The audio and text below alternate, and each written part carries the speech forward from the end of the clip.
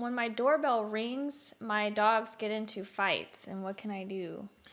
You know, so fighting is never anything that's easy to deal with.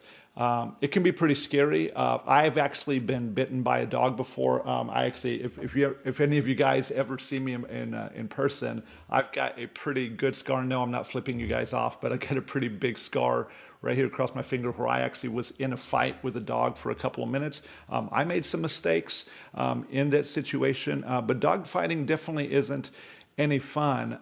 And so, what really causes dog fighting? Well, there's a lot of different reasons why dog fighting happens.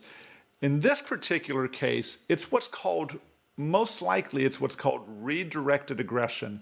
And so what happens is that the dogs get very, very excited, very, very adrenalized, and then when the dog can't necessarily get after the thing that's on the other side of the door, its brain goes a little haywire and it tells it to go after the dog or the individual that's closest to it, which generally might be another dog in the family. And then from there, it can escalate to get very, very ugly very, very quickly.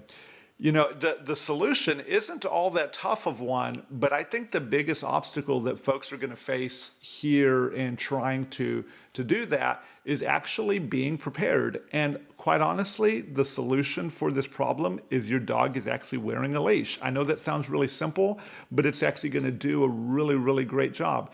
One thing that I want you to think of, since you have dogs that are fighting at the sound of the doorbell, is that we actually control that doorbell. So if you've got other family members, this is a really, really easy fix for you, because what you're intentionally going to do is you're going to have your dog wearing leashes inside the home for several weeks.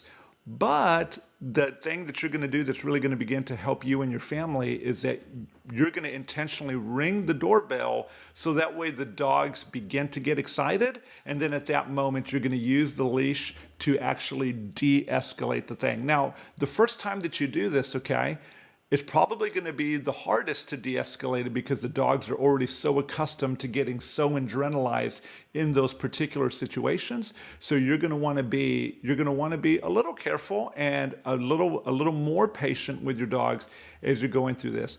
One piece of training that I recommend, and I can't ever recommend the training enough, is place training. Place training is where you have a spot for your dog. We use an elevated bed to get dogs started on, where you'd ring the doorbell, you bring the dog over to the elevated bed with the leash on, and then have them stay on the bed. Now, I can detail the steps that go over that later on, but I just want to say that the doorbell ringing, having a place stay, and having a leash is going to go a long way to begin to fix the issue, okay? Now, there's other ways that you can go about addressing this. You can use tools such like a prong collar and a remote collar, but I really think that you're going to be able to do really well just using a slip leash. Now, just remember here, just be careful with your dogs.